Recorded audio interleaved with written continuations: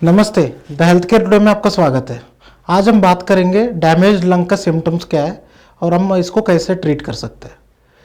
Usually damage lung होता है जिसमें अगर पहले कभी टीबी हुआ जिस वजह से लंग के अंदर स्कारिंग हुआ, कभी कभी एक फेफड़े का छोटा सा हिस्सा जिसको लोब बोला जाता है वो डैमेज होता है, या पूरा फेफड़ा जिसको पूरा लंग्स खराब होता है जिसको डिस्ट्रॉयड लंग बोलते हैं। जब ये होता है यूजुअली क्या होता है, ये टाइम बाउंड फिनोमेनन में होता है। तुरंत अगर किसी को एक्यूटली किसी को खराब हुआ जैसे निमोनिया हुआ, उसमें आपको तकलीफ बहुत ज़्यादा होता है। बट मान लो ये टीबी के बाद हो रहा है, टीबी जैसा ठीक होते होते आपका लंग के अंदर स्कारिंग कर रहा है, तो इसमें ज़्यादा सिम्टम्स नहीं आता है। बट ये सिम्टम्स कब आपको ज़्यादा दिखता है, जब मौसम बदल रहा है, जब आप धूल मिट्टी के साथ एक्सपोजर हो रहा है, बिकॉज आपको एक ही लंग इफेक्टिवली काम कर रहा है।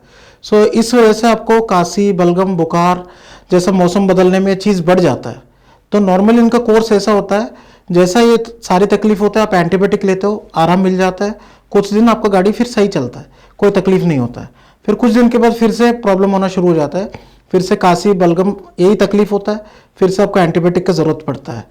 तो ये साइकिल में बार बार जाना पड़ता है, बिकॉज एक एक घर के अंदर एक डैमेज्ड घर जैसा है, डैमेज्ड रूम जैसा है। तो जिसका अगर दीवार टूटा हुआ है, छत टूटा हुआ है, आप उस रूम को लॉक एंड की में रखो, फिर भी वो कमरे बार बार इन्फेक्शन होता ही होता है। सो यही लंग में भी एप्लीकेबल है। जब भी मौसम बदलता है आपको इसका सिम्टम्स दिख जाता है। हाँ, हम क्या कर सकते हैं इसको प्रिवेंट करने के लिए? सबसे इंपॉर्टेंट है, जब टीबी होता है हम आपको बोलता है फिजिकल एक्टिविटी ज़रूर करना, अच्छा डाइट ज़रूर लेना। टीबी का मेडिसिन ज़रूर इंपॉर्टेंट है, उसके साथ साथ आपको फिजिकल एक्टिविटी और न्यूट्रिशन भी इंपॉर्टेंट है। इससे आपका लंग में होने वाले परमानेंट डैमेज से आप बचा सकते हो। और दूसरा इंपॉर्टेंट है वैक्सीनेशन। जब लंग डैमेज हो जाता है तो एक तरह से आपको क्रॉनिक कंडीशन बन गया, तो आप बार बार बाउंड हो इन्फेक्शन होने के लिए। सो हमारे पास न्यूमोनिया का वैक्सीन है, ये जो क्रॉनिक वैक्सीन है जिसको सारी क्रॉनिक बीमारी में जैसे सीकेडी में, सीएलडी में हम जो एडवाइस करते हैं, वो सारी वैक्सीन आपको इस बीमारी में भी लेना पड़ेगा। Thank you, we care about you.